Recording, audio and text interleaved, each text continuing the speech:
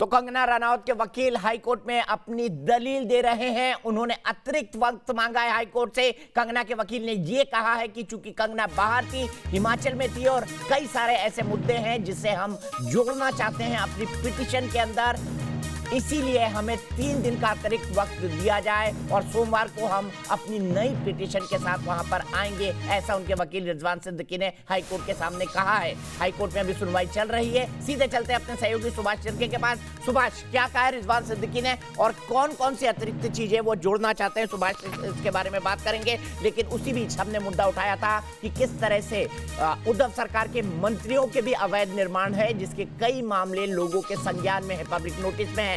ऐसे ही एक मंत्री अनिल परब थे, जिनके घर पर हमारे सहयोगी शैलेंद्र सिंह खड़े थे। अनिल परब ने क्या कहा अपने घर के अवैध निर्माणों के बारे में, जिसको बीएमसी अनदेखा कर रही है? हमने एक मंत्री नहीं, अनिल परब के निर्माण के बारे में बताया, प्रताप सरनाइक के ठाणे में अवैध निर्माण के बारे में बताया, हमने बताया कि कंगना के पड़ोस में करण जौहर के दोस्त मनीष मल्होत्रा का बुटीक है जिसके भी अंदर अवैध निर्माण है, लेकिन बीएमसी उन तमाम चीजों को अनदेखा कर रही है। हम सीधे आपको दिखाते हैं शैलेंद्र सिंह से। मंत्री अनिल परब ने अपने घर के अवैध निर्माणों के बारे में क्या कहा?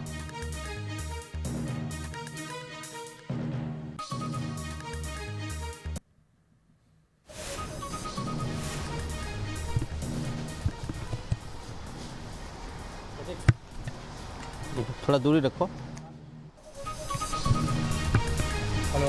Hello check 1 2 3 4। एक ट्वीट किया है केवल मैंने, जिसमें महाड़ा की एक जगह है जहां पर अवैध निर्माण का आरोप है आपके ऊपर, और 2019 में एक नोटिस भी आई थी। जिस तरह से बीएमसी ने तत्काल 24 घंटे में कंगना रनौत पर कार्रवाई कर ली, लेकिन उस मामले में अभी तक कुछ हुआ नहीं, स्ट्रक्चर अभी भी खड़ा। क्या कहेंगे सर? नहीं, मुझे तो ऐसे कोई नोटिस आज तक मिली नहीं है, और मेरा तो कोई घर नहीं है। जो मेरे घर है, मेरे पिताजी का घर है, जो मेरे बहन का है, जहाँ पर मेरा का ऑफिशियल एड्रेस वही है। तो वहाँ पर इस ऑफिस का निर्माण कर दिया गया है, इस तरह का आरोप है, और वो अवैध निर्माण है। वो वैध है अवैध है, वो माड़ा जांच कर लेगी ना उसकी, और वो तो मेरा है ही नहीं। सबसे पहले तो वो चीज़ जो मेरी नहीं है उसके बारे में मुझे पूछना, ये गलत बात है। लेटर का जो वो गलत लेटर अगर मेरे नाम से दिया होगा तो वो गलत दिया हुआ है। माड़ा ने फरवरी 2019 में लेटर दिया। माड़ा ने कोई भी लेटर देने से पहले ये जांच करनी चाहिए कि उसका मालिक कौन है। सर दूसरा एक कंगना रनौत जिस तरह से लगातार मुखर होकर बात कर रही है सर, नहीं, कंगना रनौत के बारे में जो है, जो हम टाइम आने पे बात करेंगे। तो कुछ FIR कराने के लिए भी वो तो देख लेंगे ना क्या करना है।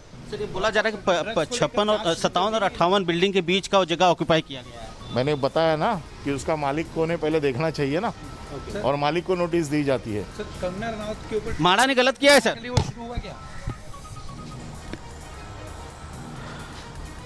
तो अनिल परब अपने बचाव में सिर्फ इतना कह रहे हैं कि घर मेरे नाम पे नहीं है, मेरी बहन के नाम पे, मेरे पिताजी की जगह थी और मेरे बहन के नाम है ये। और राकेश पांडे अगर ऐसी बात अनिल परब कहेंगे तो इसका मतलब है दाल में कुछ काला है, तभी तो वो कह रहे हैं कि महाड़ा को नोटिस नहीं, मुझे नहीं, मेरी बहन को देना चाहिए, यानी अवैध निर्माण है। आप प्रत्यक्ष तौर पर इस बात को मान रहे हैं अनिल परब? नहीं, और फिर बतौर मंत्री होने के नाते क्या उनकी जिम्मेदारी नहीं बनती है कि अगर कहीं कुछ गलत है तो वो कह दे कि नहीं भाई ऐसे कार्रवाई करो? ये वही बात है कि इतनी मासूमियत, इतनी बेशर्मी संजय राउत से फिर दोबारा पूछिए तो वो ताट ठोक कर कहते हैं नहीं मैं माफ़ी नहीं मांगूंगा, वो माफ़ी मांगी तो सोचूंगा। बलबीर सिंह जैसे लोग कहते हैं पैनल पर बैठकर कि वो लड़की कह रहे हैं, तो सवाल ये कि सिर्फ लड़की का नाम लेकर भी हरामखोर कहते हैं तो गलत है कि नहीं? संजय गुप्ता जैसे लोग बैठकर ये कहते हैं कि मैं चाटा मारूंगा कंगना रनौत को। तो ये बेशर्मी और बेशर्मी दरअसल करने के अलावा शिवसेना के पास कोई विकल्प भी नहीं है, ना सामने सरकार के पास कोई विकल्प है। वो कहते हैं कि खबर है कि नहीं शरद पवार ने कोई नाराजगी नहीं जताई, शरद पवार ने सार्वजनिक तौर पर ट्वीट कर दिया, वो कह दिया कि गैर जरूरी कार्रवाई थी। संजय निरुपम सार्वजनिक तौर पर ट्वीट करके कहते हैं कि इस तरीके से गाली देना नीचता की पराकाष्ठा है।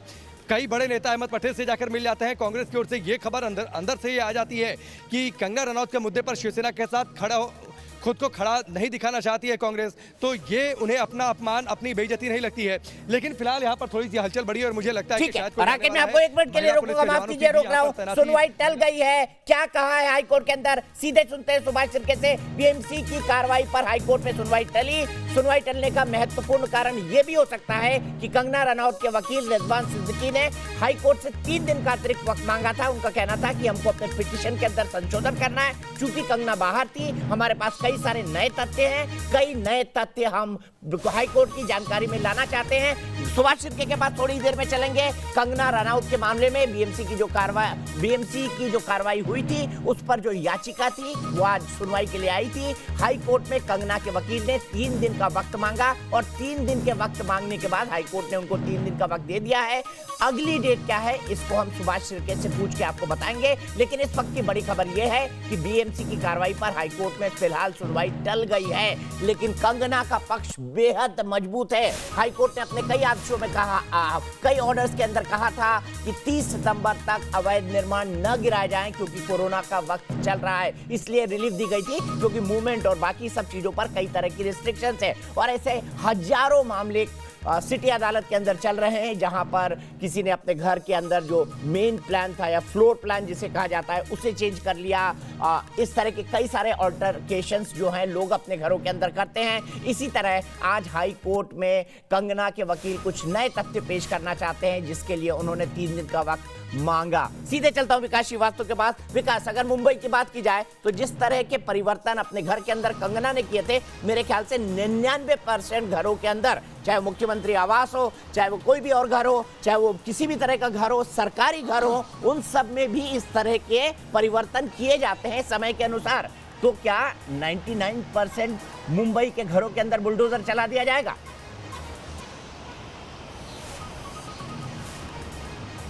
यही तो शिवसेना का दोहरा चरित्र है। दरअसल नियम कायदे कानून ऐसे हैं जिनको फॉलो किया जाए तो मुंबई का लगभग 95% जो घर होंगे वो अवैध होंगे, क्योंकि बहुत माइनर ऑल्टरेशन भी अगर कोई करता है और उसके पास परमिशन नहीं है तो वो अवैध की कैटेगरी में आ जाता है।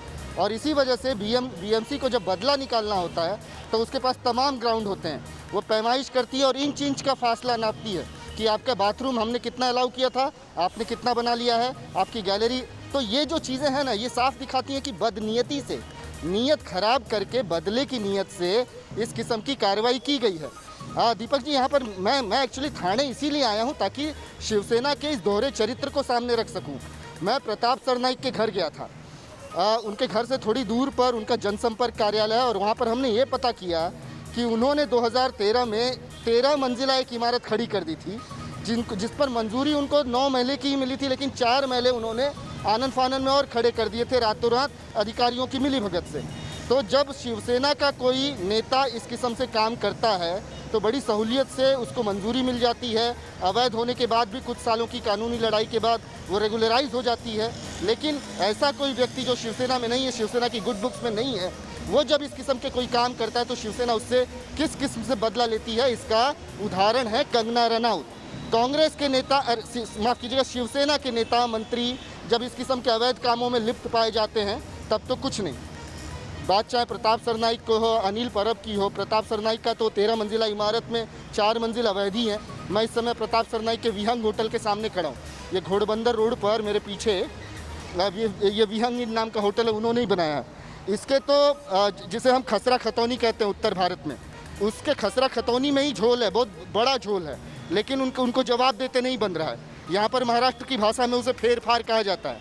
मतलब जो टाइटल होता है ज़मीन का, वो एक मालिक से जब दूसरे मालिक तक जाता है, उन कागजातों में ही बहुत बड़ी धांधली की गई है। लेकिन इतना आलीशान एक होटल बनाकर खड़ा कर दिया गया है। ये होटल पर आरोप है कि अवैध ज़मीन पर बना है, ज़मीन की पैमाइश ढंग से नहीं हुई है। लेकिन ये सारी चीज़ें जो हैं वो शिवसेना का दोहरा चरित्र बताती हैं कि जब उनके नेता, उनके मंत्री इस किस्म के कामों में लिप्त होते हैं तब तो उनको कोई फ़र्क नहीं पड़ता, उन्हें तो सह मिली हुई है, क्योंकि ये वो लोग हैं जो ठाकरे परिवार के बेहद करीब हैं, मातोश्री के दरबार में शामिल होते हैं। लेकिन कंगना कुछ करती हैं तो उनको क्या उसका भुगतना पड़ता है, वो तो हम देख ही रहे हैं 2 दिन से। विकास, आपने बिल्कुल सही बात करी, आपने बिल्कुल सही बात कही। एक पूरी कहावत है, सैया भाई कोतवाल तो डर काहे का। यही है शिवसेना, ठाणे में भी सत्ता में मेरे ख्याल से है, वहाँ की म्यूनिसिपल कॉर्पोरेशन में। रिजवान सिद्दीकी जो वकील है कंगना रनौत के, वो हमारे साथ लाइव जुड़ गए हैं। रिजवान जी, सबसे पहले मैं जानना चाहूंगा कि कौन कौन से अतिरिक्त फैक्ट आप जोड़ना चाहते हैं जिसके लिए आपने 3 दिन का अतिरिक्त वक्त मांगा। सुभाष बात करिए। रिजवान दीपक जी मेरे साथ रिजवान सिद्दीकी है। मैं उनसे बात कर लेता हूं। रिजवान जी, हमें बताइए कि जो कोर्ट में आपने जो दलीलें पेश की वो क्या था और बीएमसी ने अपनी क्या दलील पेश की? देखिए, जो मैटर सब जुडिस है उस बारे में नहीं बताना चाहूँगा, बिकॉज सब जुडिस मैटर में मीडिया के सामने डिस्कस करना सही नहीं है। खाली इतना बताऊँगा आपको कि मैटर अभी अपना मंडे को रखा गया है। मंडे को मुझे कुछ अमेंड करना है, अपने ओरिजिनल जो पिटिशन है वो अमेंड करूँगा। उसके बाद में जो अपोजिट साइड है वो अपना रिप्लाई फाइल करेंगे, that means affidavit and reply file करेंगे। उसके बाद जो होगा उस मैटर पे आगे जो प्रोग्रेस होगा। अच्छा, आपने हमें जो कोर्ट से पता चला कि आपने ये कहा कि कई सारे तथ्य आपके पास है और वो आप इस बताना चाहते हैं कोर्ट को, और आपको समय भी कम मिला क्योंकि कंगना कल 3 बजे आई, तो ऐसे में ये कौन से तथ्य है, क्या ये कोर्ट के सामने आप सोमवार को रखेंगे? देखिए, वो चीज़ मैं मीडिया को नहीं बताऊंगा, जाहिर सी बात है, वो एफिडेविट में और मुझे प्रोसीडिंग्स में कोर्ट को देना है, तो उस चीज़ों के बारे में मैं कुछ नहीं बताऊंगा कि क्या चीज़ें मैं कोर्ट को दे रहा हूँ। लेकिन क्या बीएमसी को कोर्ट ने बोला है कि वो अगले फ्राइडे को, अगले शुक्रवार को अपना रिप्लाई फाइल करे, जो आप तथ्य वहाँ पे बताएंगे? मेरा पिटिशन जब अमेंड होके फाइल होगा, जब उसके बाद में उनको कॉपी सर्व हो जाएंगे तो उन लोग उसका रिप्लाई फाइल करेंगे बाय फ्राइडे। अच्छा, लेकिन इसके बाद सुनवाई कब होगी? दोनों की दलीलें कब होगी? अभी सुनवाई डिपेंड करता है प्रोग्रेस के ऊपर कि कैसे मैटर प्रोग्रेस होता है। अगर उन लोग ने लास्ट मिनट पे सर्व किया तो हो सकता है कि सुनवाई उस टाइम पे नहीं हो, फ्राइडे को, उसके बाद हो, या हो सकता है कि उस दिन भी होगा अगर हमको वो पहले से सर्व कर दें। Depends on that. जिस तरह से कल सिंपैथेटिक थे जज कंगना के प्रति, क्या आज जज का रुख क्या था? देखिए, जजेस सिंपैथेटिक थे ये मैं नहीं बोलूँगा। जजेस फॉलो प्रोसेस ऑफ लॉ और जजेस को भी समझ में आ जाता है कि मैटर में क्या है। तो जज के बिहाफ पे मैं उनका स्पोक्स पर्सन नहीं हूँ, मैं जज के बिहाफ पे कुछ नहीं बोलूँगा। खाली ये बोलूँगा कि जस्टिस प्रिवेल्ड एंड जाहिर सी बात है काफ़ी कुछ ऑब्जर्वेशन में आया है उनके ऑर्डर में, तो ऑर्डर खुद ही सेल्फ एक्सप्लेनेटरी है। मैं उस बारे में क्या बताऊँ आपको? आप खुद ही ऑर्डर पढ़ लीजिए, आपको मालूम पड़ जाएगा। लेकिन बीएमसी का रुख आज के सुनवाई के दौरान क्या था?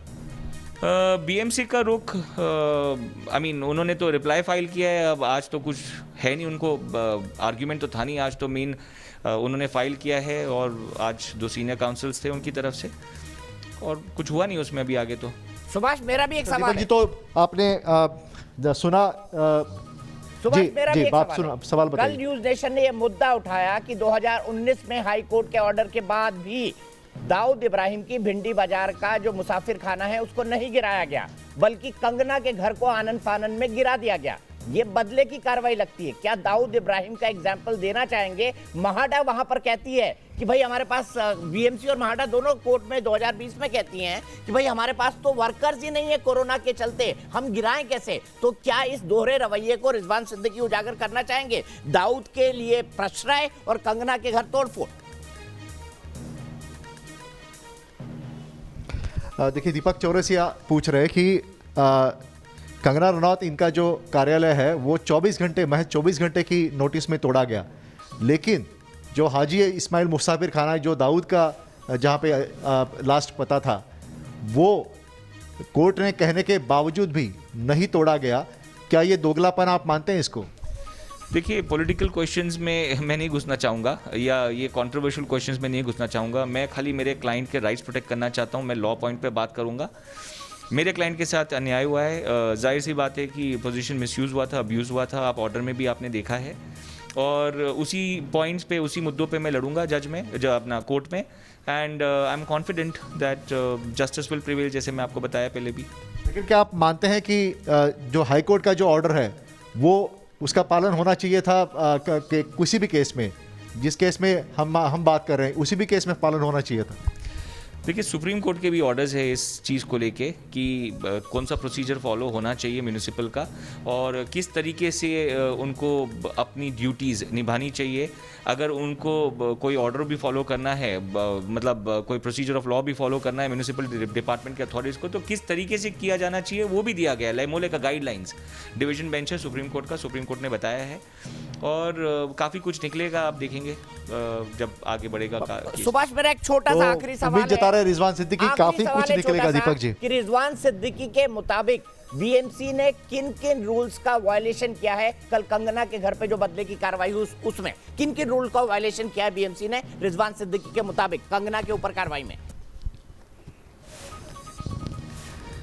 एक दीपक जी पूछ रहे हैं कि किन किन नियमों का उल्लंघन मुंबई म्युनिसिपल कॉर्पोरेशन ने कल कंगना रनौत इनके कार्यालय को तोड़ते वक्त किया है?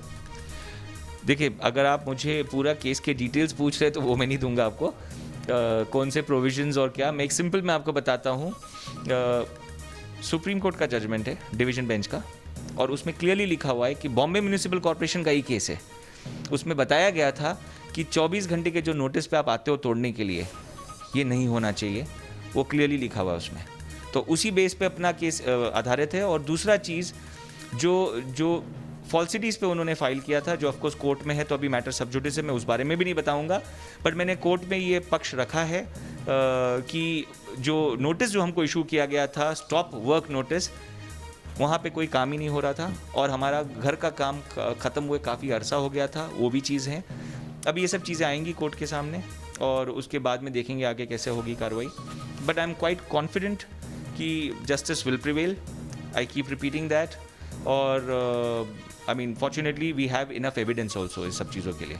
हरजाना मांगेंगे इस रिजवान बार? सिद्दीकी कह रहे हैं कि उनके पास हरजाना सबूत मांगेंगे? है और वो कोर्ट में पेश करें। हरजाना मांगेंगे? क्या हरजाना मांगेंगे आप?